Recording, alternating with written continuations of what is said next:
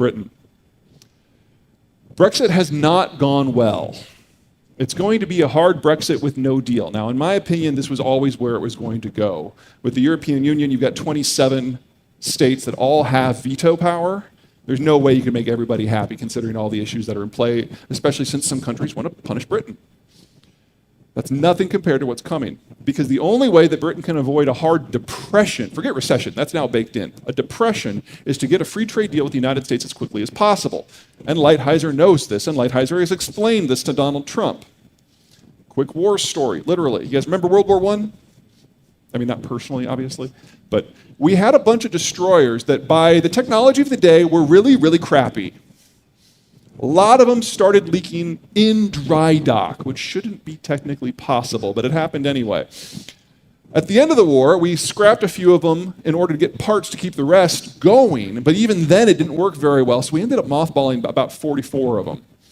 Come World War II and the Berlin Blitzes, and the Brits were on the ropes. And they came to Washington and say, look, we need whatever help you can get. We realize you're not going to get in the fight, but what sort of ships can we have? We're like, well, you remember those ships that all of your sailors made fun of? You can have those. And the Brits were, oh, thank you very much, thank God. And the Americans were like, yeah, it will just cost you every single naval base you have in our hemisphere. Rude. That's the sort of deal that the Britons are going to get on an FTA with the United States. Something that will lock them into strategic subservience for at least the next half century. When Merkel showed up at the White House for the first time, she thought all she needed to do was explain the situation to Trump. So she came with a history lesson. She said, Mr. Trump, Germany is in the most geostrategically difficult place in the world. We're in the northern European plain. People can march on us from all directions. We have 8 major powers right on our borders. The only way we have ever discovered that Germany can be successful and safe and rich is to be better. Better financing, better infrastructure, better educational system, stronger labor force, stronger industrial base. But you take anything as efficient as Germany and you make it as big as Germany, and its very existence is perceived by everyone around it to be a mortal threat. So European history is this tragic pendulum that swings between periods of German strength, which foments a Europe-wide rebellion against us that tears us down in a cataclysmic war and makes Europe shattered and turns Central Europe into a shatter belt that sucks everybody in. Mr. President, the only way we Europeans have ever found a way of stopping that pendulum is to bring in an external security guarantor who changes the rules of the game, who outlaws war, who puts us all on the same side. Mr. President, that's the United States, that's NATO, that's you. Do you realize if you do what you say you're going to do, that that's not just the end of the European Union and the end of NATO, that's the end of Germany itself? His response? Well, I do now. She didn't come offering anything. She didn't understand the transactional nature of American foreign policy now. She just wanted Trump to continue what the Americans have been doing for the last 70 years. So on her way out the door, Donald Trump gave her a parting gift, a bill for services rendered for defending Germany since 1946. For all intents and purposes, the American-German, the American-European, the American-NATO relationship ended over a year ago. And the institutions are just on autopilot right now with absolutely no support. That just leaves Xi. I mean, you get a trade deal with South Korea, with the NAFTA countries, with Britain and Japan, that's already over half of the American trade portfolio. Remember, we're not a trading country, which means Xi has nowhere to go. His country is absolutely dependent upon external demand for their manufacturers, on external support for their materials and their energy, and on freedom of the seas to make everything go both ways. China cannot survive in a world of anything other than a global order. And so they're preparing for lockdown. And that's the environment that bilateral relations are right now. The question today isn't whether or not the Trump administration is going to play absolute to the end hardball with the Chinese. The question is whether or not these trade talks are anything other than a cover, with the goal being the absolute destruction of China as a unified nation state. Because that wouldn't be hard. All right, You can't have me here the day after the elections without me talking about politics a little bit. So let's start with what's going on with the Trump administration's thinking. Now, this is how a lot of supporters of Trump seem to think that he thinks of the world. Multidimensional chess. He's just on a whole nother level, a whole nother layer from the rest of us. Well, really, it's probably more like this. Now, if the game you're playing is one that you don't care about, then kicking over the board is not necessarily a bad strategy. Keep that in mind. The rules of the last 70 years no longer apply to the United States. And so if we kick over this ally or that ally, not a big deal. Now, whether or not Trump fully understands that is an entirely separate topic. But he's getting a lot of things right by random if he doesn't have some degree of underlying understanding. Okay. This is how the Democrats see the world. The diversity alliance. In the middle, the green, those are the white folks. The next layer out are Hispanics. The diversity alliance concept is that the United States is getting younger and more ethnically diverse. Therefore, the Democrats are the natural governing party of the United States, and all they have to do is sit back and let demographics run their course. Well, folks, the Democrats have never been very good at math. This demography only exists in this form in California. So yes, that strategy can work here. And yes, you will be dealing with that until the sun explodes. But that is not where the nation is going. The most demographically diverse state is not California, it's New Mexico. Hawaii's second, Texas is third. And if there's one word that you would use to describe Texas, it is not blue. Fun fact, second generation Hispanics are stronger social conservatives than evangelicals. So the Democratic strategy of recruiting illegal immigrants and young voters is recruiting people for this election cycle that cannot vote, but will vote Republican the next cycle. That's a really stupid strategy. But it has been the Democratic strategy now for 40 freaking years. Lo and behold, they are down 1,000 seats across the various elected officials of the state legislature or above. In this blue wave we just had, you know how many they picked up? 40. That's not a recovery. That is the lowest recovery in a midterm election of any oppositional party in American history. And that after the biggest push in terms of funding and celebrity endorsements that we have ever seen in this country. That is a dead cat bounce, nothing more. It gets worse. Here's Georgia. That's kind of broadly representative of the South. Still red. Here's the greater Midwest. Very white. And there's the Northeast. You notice how it's aging? As the baby boomers move into retirement, they're not just shifting from left to right, they're shifting to right populist of the Ted Cruz variety. So the Democratic strategy in its current form is a disaster in waiting. Of the 15 predictions of a blue wave in the last 30 years, we've only had blue progress on 3 of them. That's not a hiccup. That's the path that that strategy leads to. Now, that doesn't mean necessarily the Republicans are in good shape. Now, for those of you who were here last time, I showed you this chart. This kind of breaks down the factions in the various parts of the American political community. And I also showed you this. This is how we actually ended up in 2016. The two parties, for the moment, are offline. They're reshuffling. This happens. It's normal. It's even healthy. Technology evolves. The balance of power among the states shifts. Demography changes. The parties shift with it on a delay of 5 to 10 years. বিড়াল তারপরে কয়েকদিন মধ্যে আবার বাবা ছেলে মারা গেছে আব্বু আব্বু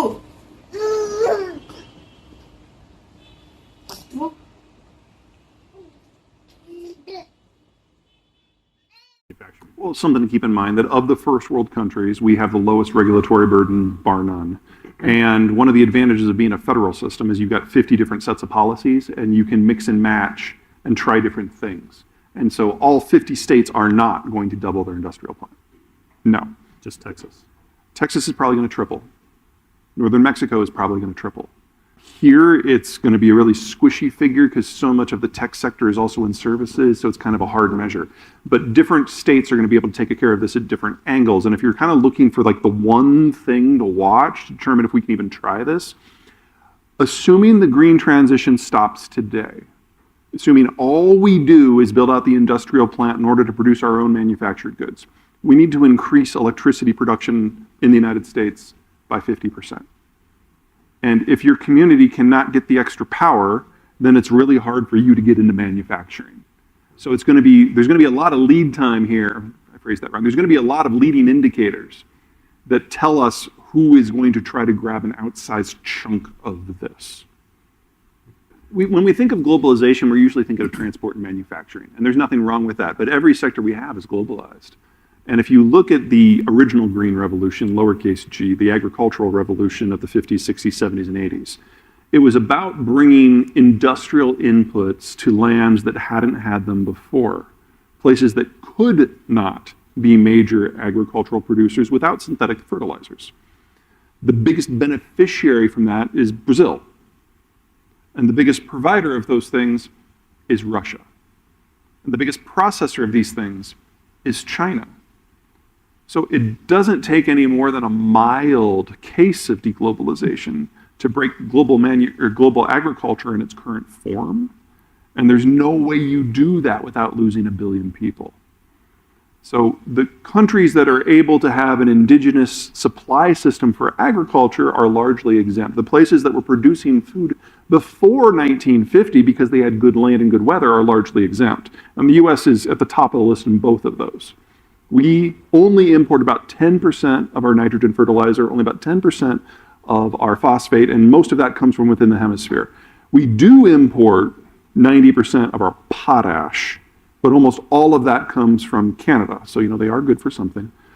But those numbers are almost entirely flipped when you're looking at Australia or Brazil. So it's easy to massively increase your electricity production and then double the size of your industrial plant. That's the low-hanging fruit in the change that's coming. Even if you're able to build out the replacement for the fertilizer in the transport system, you've still missed a half a dozen harvests. And that means you've lost a lot of people already. Fun little story. During the first month of the Ukraine war, when Putin was the one making all the nuclear threats personally, the US ambassador was dispatched. And he basically said, I'm going to not tell you anything you don't know here. I'm just going to shine a light on what you do know from a different angle. It's like, you remember back 2 months ago when the day you decided when the war was going to start, what day it was going to be on, you were in that bunker under the Kremlin that was the safe in the safe in the safe. No one was taking notes because you didn't want anything to leak out. There no possibility of electronic eavesdropping. And do you remember how an hour after you left that bunker, we shared the full minutes of that meeting with the media? That was our way of telling you that we know exactly where you are at any moment. So if you think you can fling a nuke into the Western Hemisphere, and the first half dozen that come back are going to go absolutely anywhere but directly up your ass, you're out of your mind. So stop it. And he did. Now it's all his flunkies making the threats. The point is that Russia, despite its flaws, Putin, despite his flaws, he has an inner circle. He has people he trusts. He has people that he discusses things with. And so you can tap his phones, you can hack his emails, you can get an idea of what's going on within the Kremlin. You can't do that in Beijing because Xi speaks with no one. Now, 5 years ago, I knew for certain that the understanding of the Politburo was that a war for Taiwan, even if they could capture the place easily, wasn't going to solve anything for them. In fact, it would be the end of China's industrial experience because China imports 80% of its energy and 80% of the inputs that allow it to grow its own food. So you put 2 destroyers in the Indian Ocean basin, and it all shuts down. And you have a post-industrial collapse, complete with a famine in under 6 months, that within a couple of years probably kills half the population. They knew that. I don't know if they know that anymore. No one's certainly going to remind Xi of it. And so you've got this leader who is imbibing almost nothing but his own propaganda. The official strategic military plan for the PLA now, the People's Liberation Army, is Xi Jinping economic thought. He wrote a treatise on the role of military in society, and they now study that instead of doing proper wargaming. And so I can't tell you that there's going to be a kinder outcome here that's more based on compromise and reality, because Xi has made sure that he's not part of that reality. And that makes it unpredictable, but I don't think there's a lot of hope for kind of a nuanced negotiation here. You guys remember when Blinken went in the aftermath of the balloon fiasco? He went so he could have a conversation with the foreign minister about how far up the information blackout went, and he found out that the foreign minister hadn't spoken to Xi in 4 months. This isn't a country anymore. This is just a march. There's not an institution, there's a person. And Biden, from a foreign military strategic point of view, I think is kind of a B-rate president, which is the best we've had. Not Trump, not W, not Obama, not Clinton. Yeah, since Herbert Walker Bush. Definitely the best on security issues since Herbert Walker Bush. Admittedly, it's a low bar. And he's clearly losing his mind. Gives you an idea of how low the bar is. One of the beautiful things about having a president that's older than the pyramids is that he remembers the pyramids. He's seen the long run of history, and he's definitely a subscriber to the age-old American doctrine that our system is so stable that all we have to do is outweight them. And that's a correct assessment. Doesn't mean that we can't have better policy on a day-to-day basis. Definitely not saying that. On an economic point of view, oh my God. Yeah, he's definitely in the bottom third. But so were the last 5. So, it's, again, low bar. Politically, what we are going through right now is every generation or two, the factions that make up our parties move around. It's a feature of our electoral laws. And eventually some jump ship, some switch sides. The factions rise and fall in power within the coalitions, and at the end of the process, you get 2 fundamentally new parties. This is the 6th time we've done this, and we are right in the middle of it right now. So the business community and the national security community have been kicked out of the Republican coalition, and the unions have left the Democratic coalition. And so if you're wondering why economic policy in Biden and Trump eras just makes no sense, that's because it makes no sense. Because the people who have been responsible for making economic policy in this country for the last 180 years, for the first time in 180 years, aren't even in the room. They're not allowed in the room. And you've got MAGA who thinks that the business community is part of the problem. And then you've got the Greens on the other side who want to punish the business community. And until such time as the unions or the business community or both end up in one or the other coalitions, this is just where we are. So this is definitely one of those times where, thank God, we're a federal system where the state and the local governments are responsible for most of the policies that affect us on a daily basis.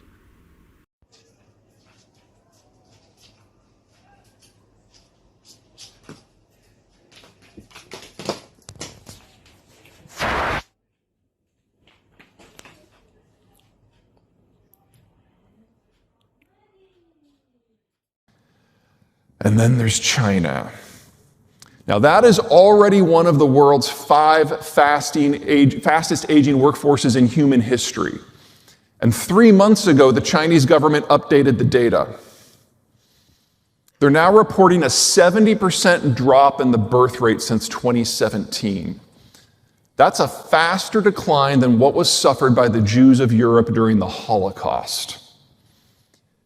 And the Shanghai Academy of Sciences, which is kind of the wise men organization of statisticians in China that interprets all the data, says that this is still wrong. They estimate that the Chinese system has overestimated its population by over 100 million people, with all of the missing millions being people who would have been born during the one-child era, which is a rather sterile way of saying that all the missing millions are under age 40, suggesting that these yellow bars don't even exist. China has, at most, 10 years before it faces national dissolution. They will not be a unified, industrialized nation state 10 years from now. The question is, how much ahead of 10 years will it happen. But I'm getting a little ahead of myself. Let's talk about us for a minute. All right, I could talk about this for an hour. Sometimes I do, not today. Two big takeaways. First of all, the baby boomers, largest generation we have ever had. And as of the fourth quarter of last year, half of them had already retired, which means that half of them have already liquidated their savings. And that is why capital costs have increased by a factor of 3 in the last 3 to 4 years. It's demographics. It's not the business cycle. It's not the Fed. It's not the Biden administration. It's demographics. And capital costs will continue to go up as the rest of them retire and liquidate their savings. And that will last until another large generation ages into that late 50s group. That will be the millennials, but that will not happen for another 10 to 15 years. Now, there's a couple good things here and a couple bad things. The good things, all the millennials 10 years from now are going to be having midlife crises, and that will be delicious. But it means we have to wait till after 2035 before capital costs start going down at all. This is just the environment we're in now. Second, labor, largest generation ever retiring, largest workforce we've ever had retiring. And their replacement are the Zoomers, who are the smallest generation we have ever had. This calendar year, the difference between the exiting boomers and the entering Zoomers is a shortage just this year of 450,000 workers. That's how much smaller the workforce is now. That number will increase each and every year for the next 11 before peaking at about a 900,000 annual shortage. Then, the millennials' kids will finally be entering the workforce in numbers. And labor will start to look a little bit normal, but for that we have to wait until 2045. So if you remember nothing else from what I'm saying today, remember this: hire, borrow. This is the cheapest capital we will have for 10 to 15 years and the cheapest and most abundant labor we will have for 20 to 25. Chop, chop. Let's put some of this into context. Here are some monthly labor costs for a number of countries in Southeast Asia that I think will actually do pretty well in a deglobalizing world. Here are our Mexican partners, right in the middle, very competitive. And here are the Chinese. That's the fastest increase of labor costs we have ever seen in human history, faster than what happened during the Black Death. The Chinese are no longer cost competitive in any manufacturing industry. The only reason we still think about the Chinese as an industrial power is because of the sunk cost of the industrial plant. And that's $35 trillion worth. That's not small. You don't just wave that away and replace it overnight. But reshoring is a winner's game here. Now, this is, of course, hitting consumption as well. We're looking at car sales here in China. The blue bar is the start of COVID. The dotted red line is the 12-month moving average. When a country industrializes in the modern age, everybody wants the same 4 things in the same order: smartphone, refrigerator, climate control, typically air conditioning, and a car. Not only has that dotted red line not recovered to the pre-COVID levels, you'll notice that it peaked a year and a half before COVID. What we've been dealing with for the last few years is kind of a fog of war, statistically speaking. Because if you think back, a lot has gone down. The Chinese have descended into a narcissistic cult of personality. We had the Trump administration, which was like living inside of a bullhorn. And we had COVID, which scrambled all the data. So we didn't get a good picture of anything for a half a decade. And what we've discovered since the Chinese finally came out of COVID in the second quarter of this year, as we're starting to look and suss through the data, is a lot of the things that we thought might happen actually happened in the fairly distant past. So think of the 3 big things that have happened with Chinese demography in the last 5 years officially. Number 1, the population peaked. Number 2, India's population surpassed China's.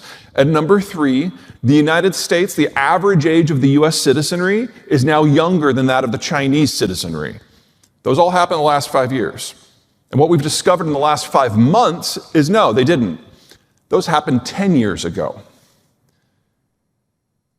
China's not about to peak. China peaked years ago. And we're only now starting to get a feel for just how bad the situation is there. And I think a great way to underline this is to look at the financial world in general. This is the private credit curve for the United States. So starting at 2000, going up to 2007, that first bump, that's the subprime build. We doubled total private credit in 7 years. Too much, too fast. And our correction, the Great Recession, knocked 5% off of headline GDP. Nothing too crazy there, right? We all follow that, right? Audience participation, please. We follow that, right? Okay, great. Same data, different scale. Again, the bump in the middle is a doubling. Here are the Canadians. Where are my Canadians? Canadians build things. Yeah, security in Florida always sucks. Yeah. Okay. I would argue from 2000 to 2007 that Canada had the healthiest banking sector in the world. They had made none of the mistakes that we did.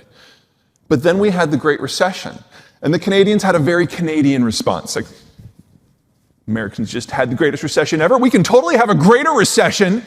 And they systematically dismantled everything about their financial sector that had kept them safe, and they tripled down on every mistake that we had made. And by the time we got to 2014, they're like, oh, maybe we don't want to win this one. And they dialed it back. I'm not going to say that Canada's out of the woods. I will say I feel the best about Canadian finance now compared to 10 years ago. Here's Germany. If you want to get a mortgage in Germany, you don't get your 20% together and go to the bank and ask for a loan for the other 80. No. You go there and they're like, that's great. Give us a deposit today for what you expect your mortgage payment to be. And then come back in a month and do that again, and then in 2 months, and then in 3 months, and then in 4 months, and then in 5 months. You do that for 60 months. Then you apply for the loan. You have to prove you are not a credit risk.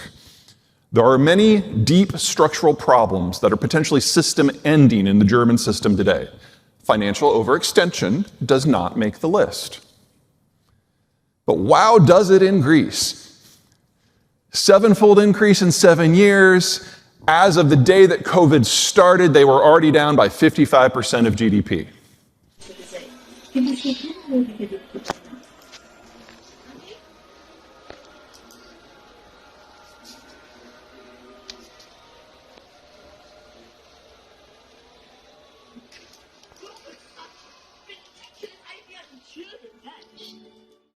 And COVID messed up the numbers. Here's Australia. I love Australia. Okay, so Australia and the United States, similar cultural structures, similar government structures. And one of the reasons why US finance generally does well is while our federal system allows a lot of pluses and minuses, all of decision making for regulation at the finance industry is made at the top by a small group of people, so it can be implemented very quickly.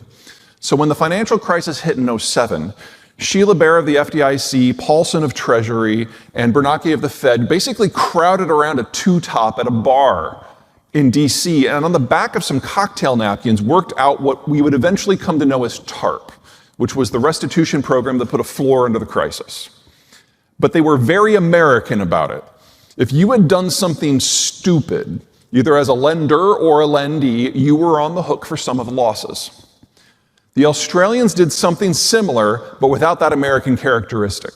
They provided 100% government guarantee for every mortgage loan. And if you could prove that you could meet your mortgage payment with a 100% government guarantee, then you automatically qualified for a second mortgage, and a third, and a fourth. The Australians have not yet had their subprime adjustment. And when they do, you're not going to want to be down under. India, same policy as the Australians, but in order to qualify for the funds, you had to be a friend of the Prime Minister. And then here are the Chinese. Are you fucking kidding me? This is what we're scared of? On a good day, the Chinese system is a badly run Enron. Now, that doesn't mean you don't get growth when you just throw scads of capital at anything, regardless of profitability or efficiency, of course you'll get growth. But it's really weird growth. You guys have probably heard bits and pieces of what's going on in the Chinese housing industry, right? According to the Shanghai Academy of Sciences, they have enough spare condos that have never been lived in to put up an extra 1.5 to 3 billion people.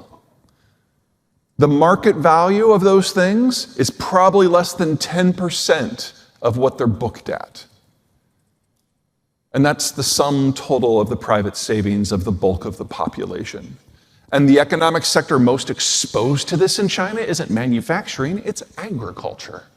So when this breaks, not only do they have something that's worse than the Enron collapse in every subsector, they also have a social breakdown because people have lost their life savings while they're starving. This is going to be hideous. And this is where government authority and wise policymaking would really come in handy, and we are not going to get that. Chairman Xi has built the world's tightest cult of personality. He has systematically executed or exiled or imprisoned, or at least at a minimum, intimidated into silence everyone in the country who's capable of conscious thought. His cult is now stricter than Mao's, stricter than Cicero and Nero's. And he's destroyed lines of communication. People will not bring him things, not that he doesn't want to hear. They don't know what he doesn't want to hear. They won't bring him anything. And as a result, we're getting really weird-ass policies across China. This is how you get bureaucrats going out on their days off to disinfect airport runways, because I think that's what he wants to do. I think, let me give you a couple good examples of just how crazy it's gotten. You guys remember in January of 2021 when the lights went out in Beijing? And for the next 14 months, we had rolling brown and blackouts throughout the entire country? Xi didn't know. No one would tell him. You know who ultimately did break down and tell him? Joe Biden. It came up on a Zoom call. Now, don't get mad at Uncle Joe. He didn't know it was a secret. We could see it from orbit. It was in USA Today. But Xi has established himself as the only decision maker while he's destroyed the information flow that would allow him to know that he needs to make a decision. And so we're getting policy paralysis. But the best example I can give you overall is that stupid balloon. Now, when it floated across from the Canadian border, thanks for that, by the way, Canada, I had the same response as Joe Biden. Clearly, this is a spy platform. It's 350 feet across. It's dangling something the size of an Embraer jet. You guys know Embraer jets? The Barbie dream jets, like 2 seats on one side, 1 on the other, really cramped, really small, unless it's hanging from a balloon, in which case it's upsize. Clearly spy platform. Let's shoot it down, see what we're dealing with. I'm not a balloon expert. Uncle Joe's not a balloon expert. But unlike in China, where information is circumscribed, in the United States, despite all of our flaws, within the government system, information still flows. And somewhere in the bowels of the Pentagon is some dude in the basement who's like, I love balloons. And his report made it to the top. And so the president was sat down by the CIA director and the defense secretary. It's like, Mr. President, please don't shoot this thing down. We're not worried about this. We know where it's going to go. It's going to float over the missile silos in Montana. But Mr. President, unless you're planning on nuking someone in the next 4 days, those hatches will be closed. They're always closed. The Chinese will get photos of closed hatches from 7 miles away. This is not a security threat. What it is an opportunity. Because, Mr. President, if you let this thing go on its merry way, we will put a spy plane above it and a spy helicopter below it, and we will track it with every single whisper sensor we have for the next 9 days. And then we'll shoot the son of a bitch down over Carolina. And this will allow us to copy all of their cryptography. We'll see how they're using the satellite network and our civilian network to send information and signals. And Mr. President, a quick reminder, we have a more capable offensive hacking system within our government than the rest of the world's governments combined. So at the end of this, we're going to be able to tell you not what city, not what block, not what building, not what floor, not what office, what terminal is controlling it. And we'll hack the tar out of that terminal, and we'll tag every individual who touches it, and we will rip apart their entire intelligence network from the inside. And Mr. President, this is the intelligence breakthrough of the decade, and they just handed it to us. We now know from the after action that Xi was unaware of the balloon until after it had been shot down. We now know that their defense ministry was unaware of it until after it crossed in from Canada. It was just some asshat, and the intelligence director was like, wolf warrior diplomacy. This is how you stick it to the Americans. It was the dumbest thing I have seen any country do in the last 20 years. Think back on the last 2 decades. There has been an abundance of dumb. But this is happening across the length and the breadth of the entire Chinese system, in every government office, in every economic sector. 10 years is the best case scenario, assuming an intelligent, engaged, forthright government. And they have none of that. Now, whether this is beautiful or disastrous, of course, depends upon who you are and what you care about. A couple things I'm not worried about. Goods exports. The Chinese have a hyper-capitalized system. They're very protectionist. They produce anything for their own market that they can. They only import the things that they can't produce, which means that their total import of all finished goods is only about 3.5% of GDP. That's the lowest in the world. It's not zero. We'll still feel that if that disappears, but it's not the end of the world. It's not like losing Canada, which is much more important to us.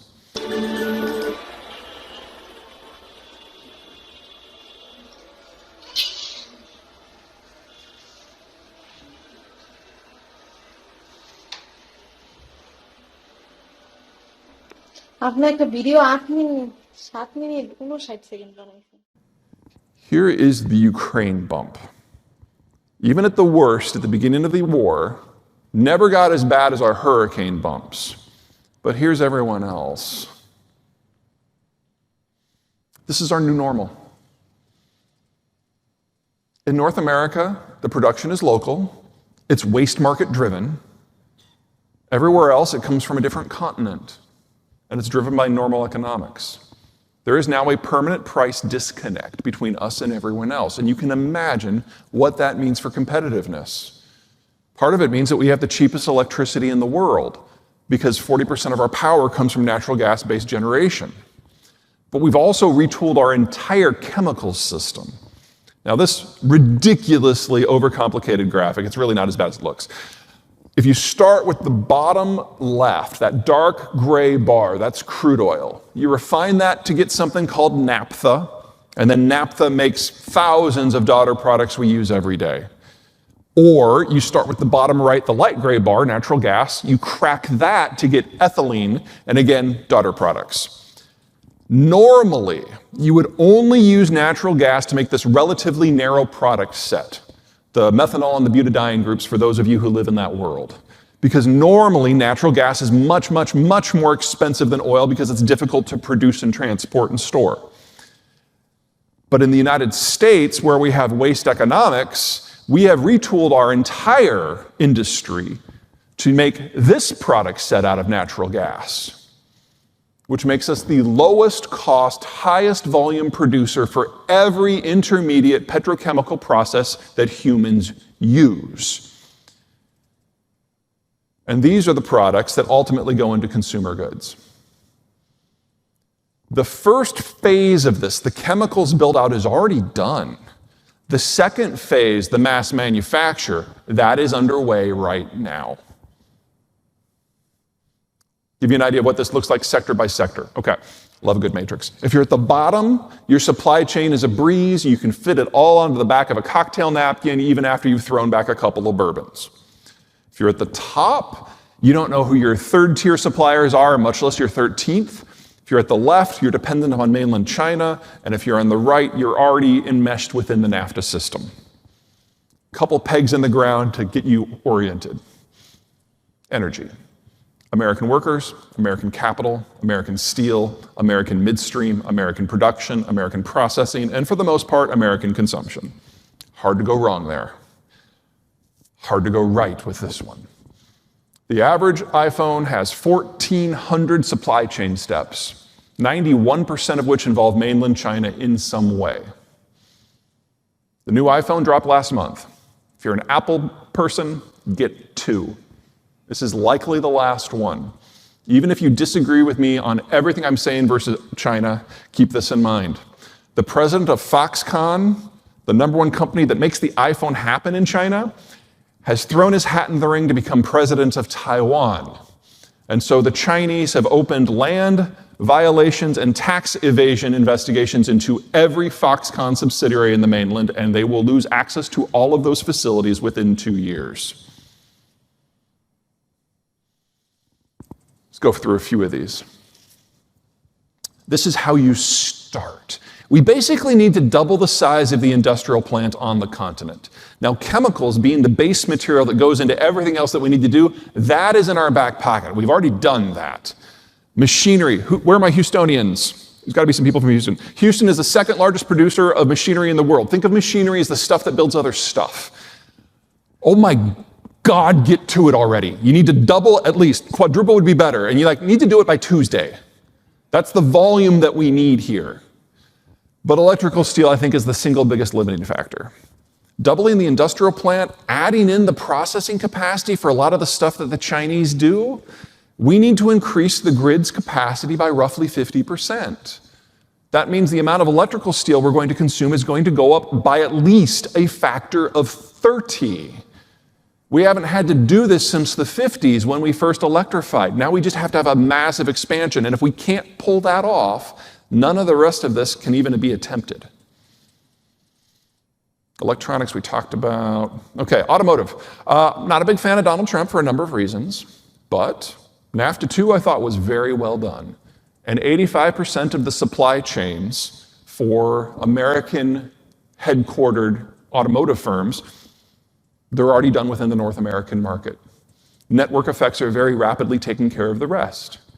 The Asians, especially the Japanese, have seen the writing on the wall and they've followed suit. They're very close. The Europeans have pretended that this isn't a thing and that protectionism was just going to go away as soon as the Biden administration came in, and they have been proven to be very, very, very wrong. Semiconductors are a bit of a mess. Okay, there is no one quality of semiconductors. You've got your cheap ones, 90 nanometers and bigger. This is your Internet of Things. This is your smart refrigerator, your smart light bulbs. Then you've got your 10 nanometers to 90, your mid-grade. This is most of what we use. This is cars and planes. This is power management. Then you have your 10 nanometers and smaller, your super chips. iPhone's in this category. EVs are in this category. Artificial intelligence is in this category. The low end, the 90 nanometers or smaller, 80% of that is China. We're going to lose all that. So you're probably not going to be able to get the same variety of singing margarita machines that we've had in the past. We're going to have to get by without it. Your 10 and smaller, 90% of those are produced in one town in Taiwan. And that makes it sound better than it is, because there are 9,000 companies involved in the operation of the fab facilities that make these chips. And half of them only produce one product for one end user and have no competition anywhere in the world. And if anything happens to any of those companies, the fab facilities no longer function. It is globalization in its purest form. We are going to have to rebuild a lot of that ecosystem somewhere else. That's going to take a decade, which means in the meantime, anything that relies upon those chips, we're just not going to have. So all the arguments and hand-wringing that we're having over AI, I think this is good. I think that we're, for once, actually ahead of the conversation. And I think we have an extra 10 years to figure it all out. The stuff in the middle, 10 to 90, I'm not worried about that. Those come from Italy and Germany and the United States and Japan and Korea and Taiwan and China. It's a redundant ecosystem with a lot of competition. And you peel entire continents out of globalization, and this is going to be able to continue to function. So the chips that we need for most of what we do, we're okay. It's just the low end and the high end that we're going to lose. All right, final slide. Inflation. This is the US and Canada, similar systems, tightly integrated. You would expect the data to track. It does. Let's start with where we are at the far right. The inflation we've experienced in the last couple of years is due to two factors. Number one, labor. Baby boomers are retiring. A lot of them retired early. That's probably 1/4 of the total impact on inflation. And that's going to be a bigger and a bigger impact as they continue to retire. That's just part of the system now. The other 3/4 was COVID. Every time we had an opening or a closing, or a new vaccine or a new variant, or the anti-vaxxers threw a fit, or the hypochondriacs got a hold of policy, whatever it was, every time something changed, we changed our consumption profile.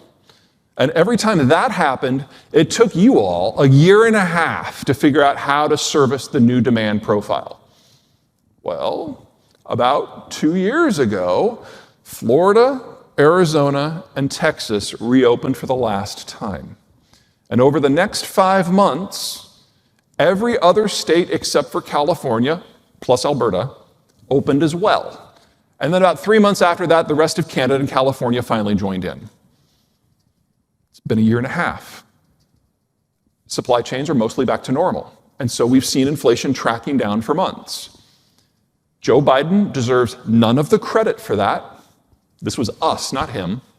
But he also deserves none of the blame for going the other direction in the first place. Because, again, it was us, not him. I'm not overly worried about where we are right now. I'm worried about where we're going to be as all these other big things happen. And to understand that, we need to look back a little bit. So in North America, we've had 3 big phases with our inflation period, or our inflation pattern since World War II. First, we had that initial urbanization and industrialization push. We built our cities. We built the interstate highway system. We ran power to the countryside. And for a 1/4 century, we had industrial, demand-driven inflation. Then the baby boomers came of age. They raised their kids. They built their homes. And we had 2 decades of consumer, demand-driven inflation.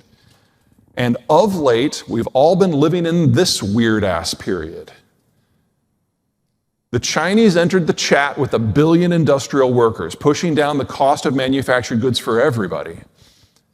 And the Soviet system dissolved, pouring an empire of raw materials upon global markets, keeping commodity prices under control. We had 30 years of disinflation. It was the most abnormal period in human history, but we think of it as the sum total of our business experience. And it's over. The Chinese labor is literally dying out, the Russian materials are going away, and at the same time, those inflationary trends are back.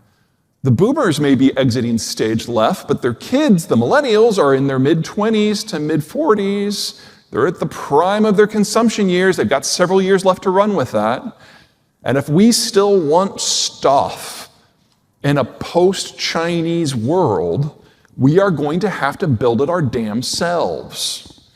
Which means for the next 6 years, we should expect something in the vicinity of 9 to 15% inflation annually. Now, before you have a stroke and call your broker, deep breath, double the size of the industrial plant.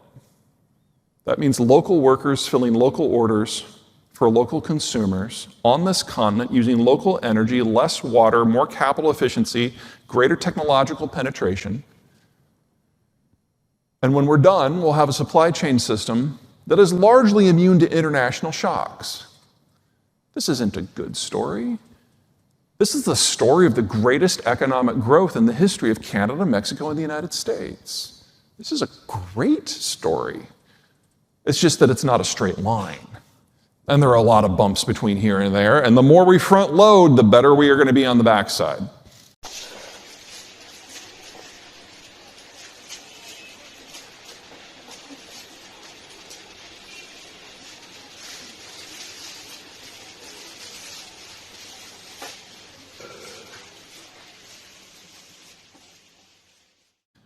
I'm not worried about banking.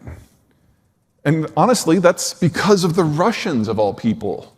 When the Russians invaded Ukraine, Western institutions, without prompting from their governments, liquidated their entire position. So no Western banks hold any assets in Russian banks.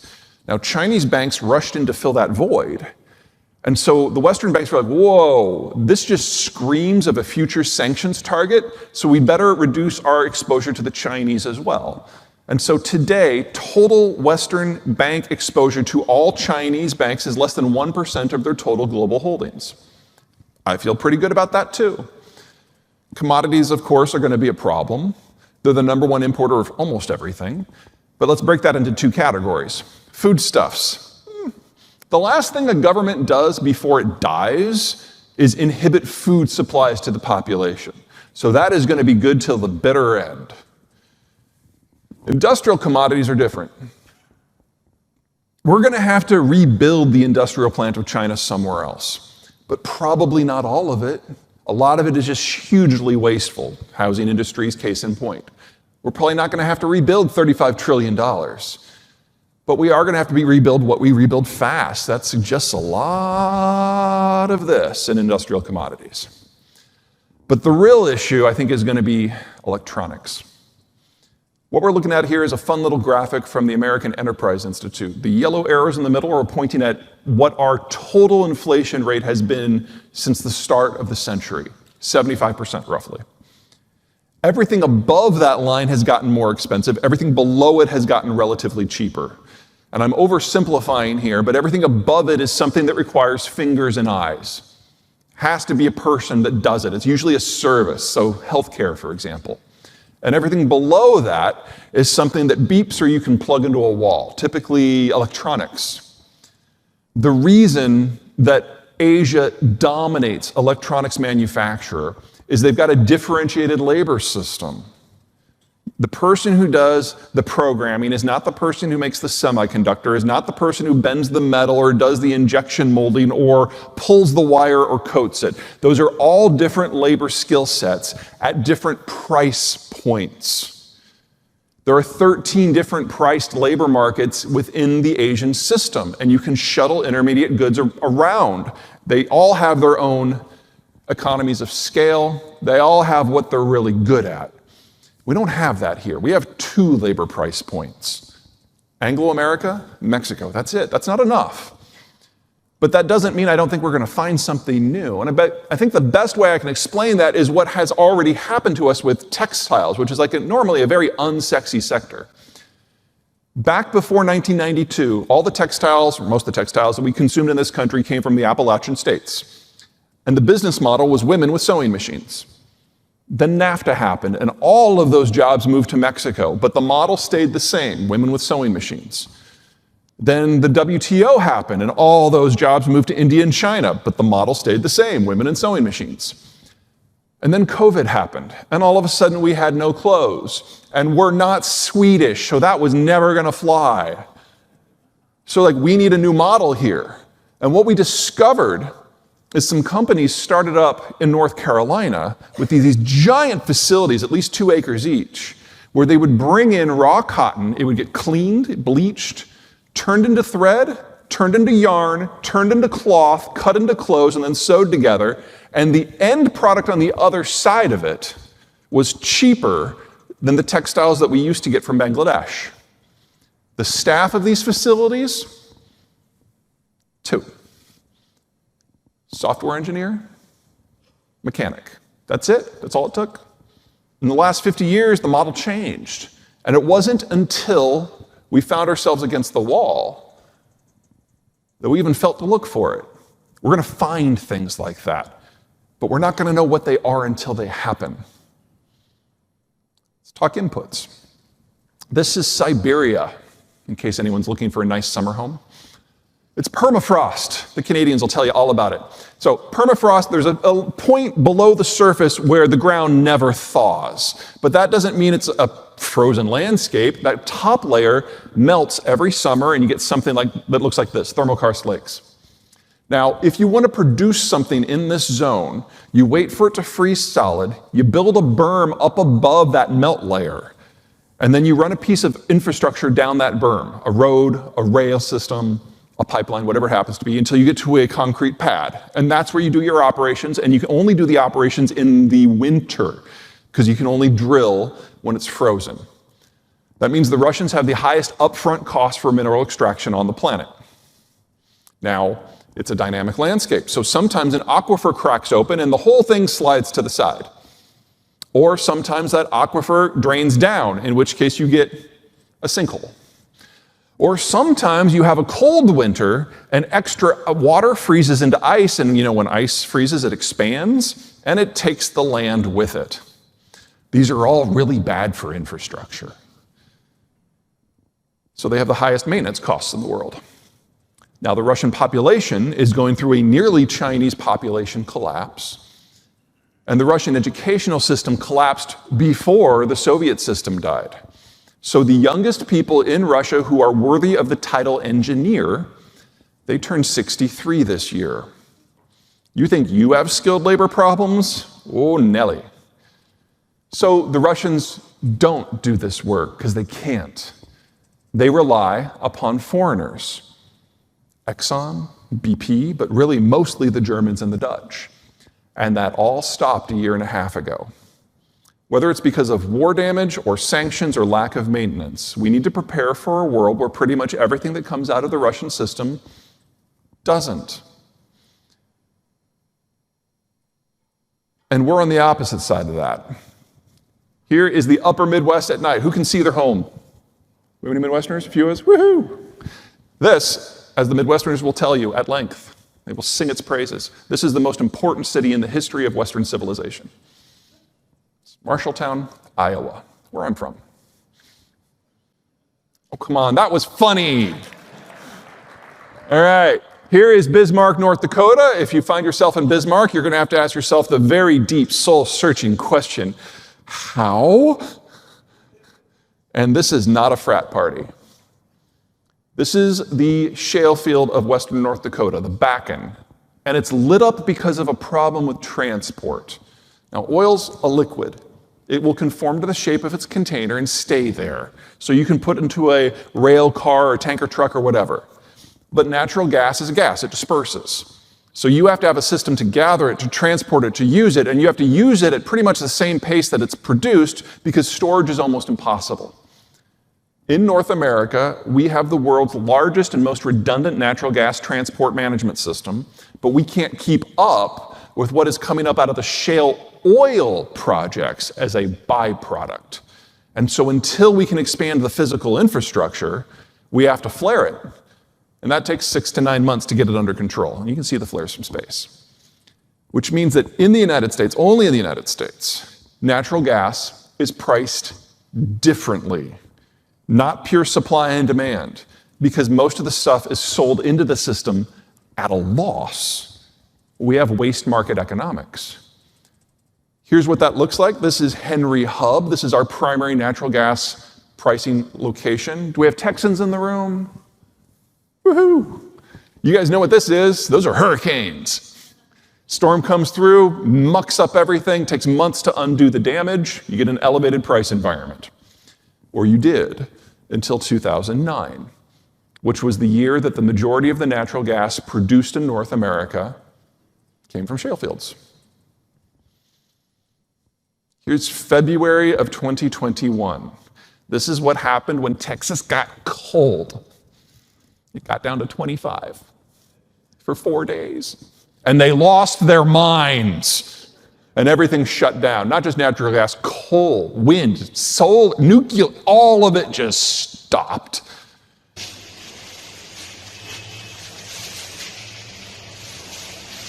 Tupla tupla করতেছ কে দিকে হ্যাঁ